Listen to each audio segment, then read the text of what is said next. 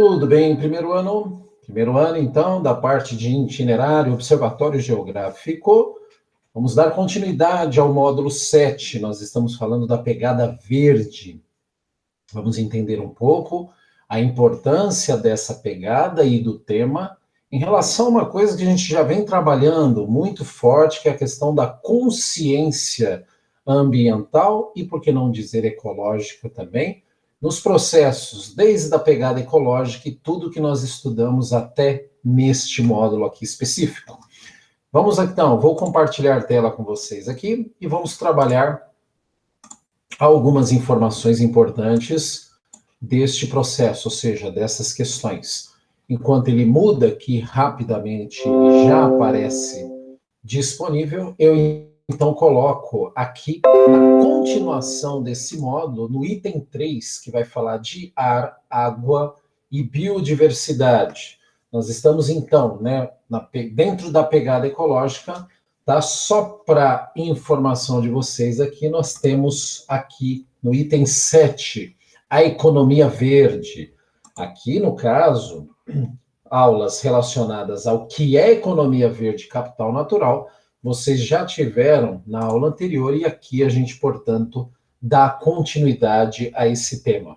Eu vou ler aqui alguns pontos, fiquem à vontade para grifar no material de vocês, né? Sempre importante porque nós aprofundamos o nosso estudo e sempre acrescentamos coisas a mais que o texto ele já traz para a nossa compreensão. Então, ele fala de ar, água e biodiversidade. Vamos entender isso, então. A manutenção do bem-estar da humanidade é fortemente influenciada pela infraestrutura ecológica, na qual a preservação da biodiversidade tem papel fundamental. Nesse contexto, as elevadas taxas de desmatamento e degradação florestal são causadas pelo grande consumo de produtos oferecido pelas florestas, como a madeira, e pela substituição da vegetação nativa por atividades econômicas com outros fins, como a agricultura e a pecuária.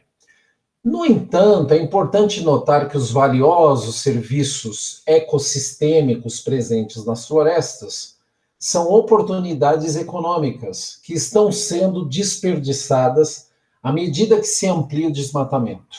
Portanto, a diminuição do ritmo de desmatamento é um bom investimento, sobretudo quando se soma a esses benefícios de melhor regulação climática, gerada pela conservação e ampliação das áreas florestais e de maior absorção de carbono, resultado da expansão da vegetação nativa. Então, aqui a gente tem muitas informações, eu li o texto inteiro, exatamente para detalhar, então, nesse sentido. Bem, a floresta, ela é uma riqueza sem precedentes, né?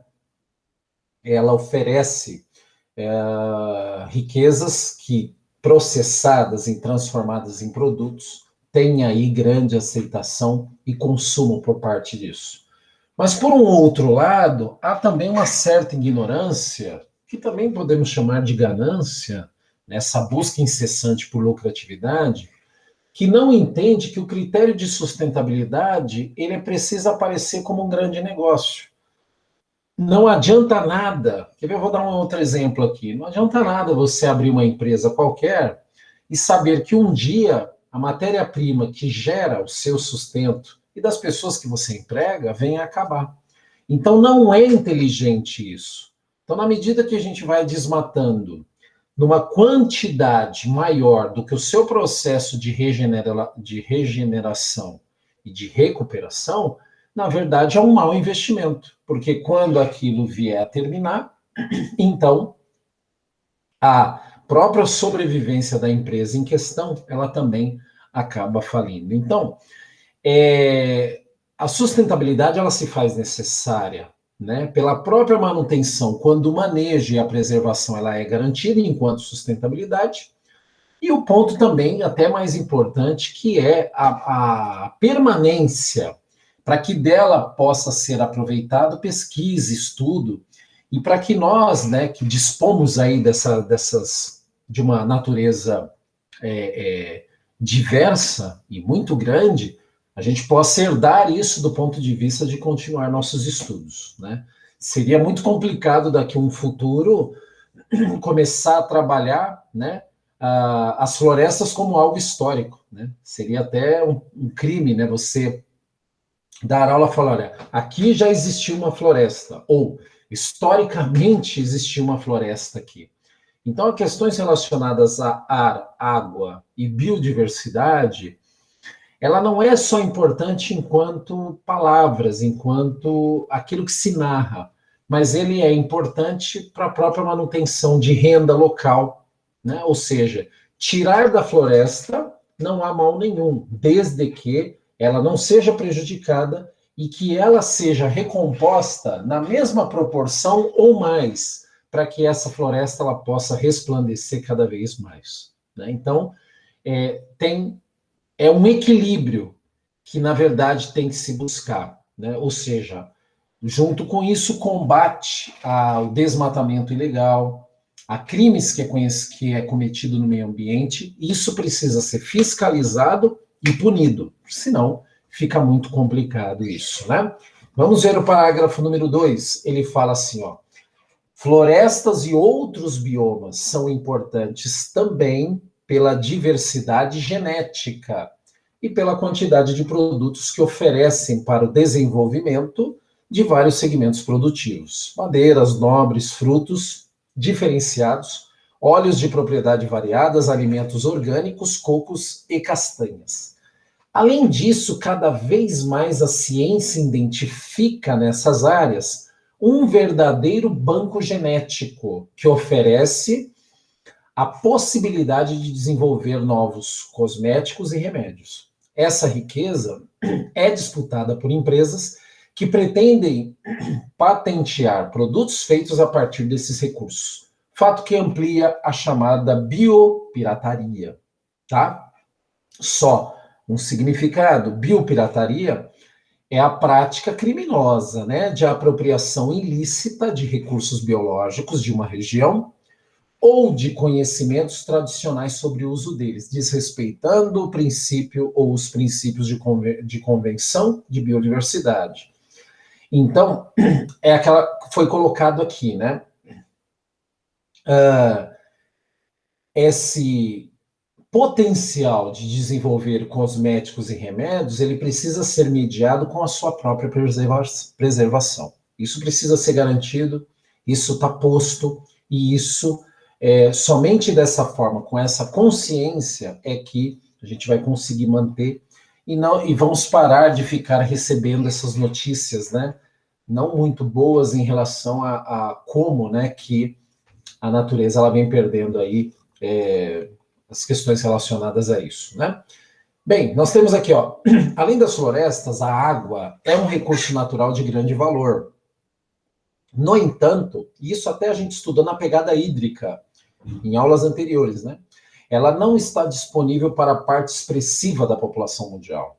Segundo dados da Organização Mundial da Saúde e do Fundo das Nações Unidas para a Infância, aproximadamente 2,2 bilhões de pessoas do planeta não têm serviços de água potável gerenciados de forma segura. Isso é terrível, né? Porque, primeiro, a disponibilidade ela não é igual em todos os países. Segundo, a própria manutenção, né, disso, a própria fazer com que a água se torne potável é um processo caro e às vezes o país não tem condição disso. Então, a água, ela é importante, e aqui não cabe nem dizer a importância dela, né? Sem ela a gente não vive, mas é importante também ver, apontar lugares que, infelizmente, não têm, né, essa disponibilidade. Muito bem. E o outro, ele fala do ar. Outro recurso importante aqui, ó, né, que ele fala, dentro da economia verde, é o ar. Uma das principais formas de se conseguir esses recursos financeiros, a partir do ar, é através da geração de energia. Hoje, e isso é legal, vocês estão vendo aqui pela foto, né? Hoje, vários países buscam alternativas energéticas ao uso do petróleo, carvão e gás natural, responsáveis por elevados índices de emissões de CO2. um dos principais gases de efeito estufa. Nesse sentido, os investimentos em energia eólica tornam-se uma importante alternativa para vários países. O desenvolvimento dessa energia vem dinamizando a economia de áreas remotas, podendo beneficiar a população local em diferentes formas, gerando novas oportunidades de emprego. Então, há soluções. Trata-se dessas hélices, né, que captam, portanto, o vento, né? Por que energia eólica? Porque o vento ele movimenta essas hélices e essas hélices elas vão então armazenando energia, né, para ser usado aí na produção aí das coisas. Tudo bem? Quero terminar esta parte aqui mostrando para vocês uma observação, ou seja, aqui no Observatório Geográfico, né, um videozinho aí de 7 minutos que complementa e traz informações relevantes e importantes aí nesse processo. Vamos ouvir, então, essa contribuição dentro da nossa aula do Observatório Geográfico.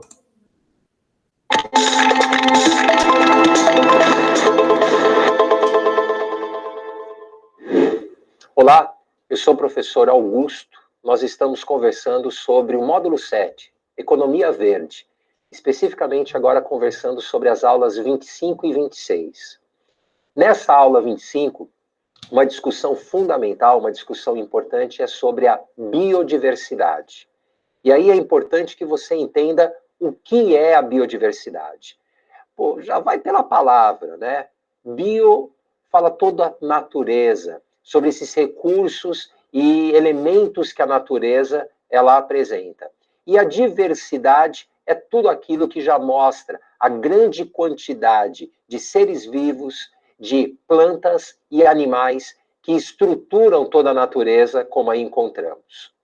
Tudo isso tem muito a ver com a ideia de capital natural. E, claro, uma discussão fundamental, sempre relevante e importante é: por que devemos preservar essa biodiversidade? Ora, a preservação da biodiversidade, antes de mais nada, ela é a preservação da nossa qualidade de vida. Ou seja, uma natureza biodiversa, bem estruturada, faz com que nós tenhamos melhor qualidade de água, melhor qualidade de ar, e sem falar também que nós temos maior quantidade de recursos que podem ser utilizados do ponto de vista econômico, ou seja, podem ser utilizados como capital natural. Ora, veja aqui como que a ONU, ela afirma de que essa biodiversidade ela é importante para nós. A gente percebe que a Organização das Nações Unidas, ao colocar essa biodiversidade, fala que o ar que respiramos, os alimentos que consumimos, a energia que usamos, os materiais que precisamos no nosso cotidiano, para todos os fins, eles são frutos dessa interação que nasce a partir da biodiversidade. Então fica aqui uma ideia importante. Quanto maior a biodiversidade, maior o banco genético à nossa disposição. E é claro de que, economicamente, esse banco genético ele pode ser utilizado para N atividades econômicas. Aí também tem um outro conceito importante: biopirataria. Vamos dar uma olhada nisso? A biopirataria, ela corresponde a práticas de aprimoramento, de apropriação, melhor dizendo, de maneira ilícita. Ou seja, a gente vai retirando recursos biológicos de uma determinada região sem ressarcir, sem pagar adequadamente a população que ali vive, os povos tradicionais que há tanto tempo utilizam isso e têm esse conhecimento. E é uma prática hoje muito comum, feito por grandes empresas, oriundas muitas vezes de países desenvolvidos, que tentam ir em determinados locais, adquirir um determinado banco genético para poder desenvolver desde alimentos processados até mesmo remédios, ou seja, ganhar em cima daquilo que a natureza nos oferece. Uma outra coisa importante relaciona-se à lógica de que a água é também um recurso natural que pode gerar ganhos financeiros.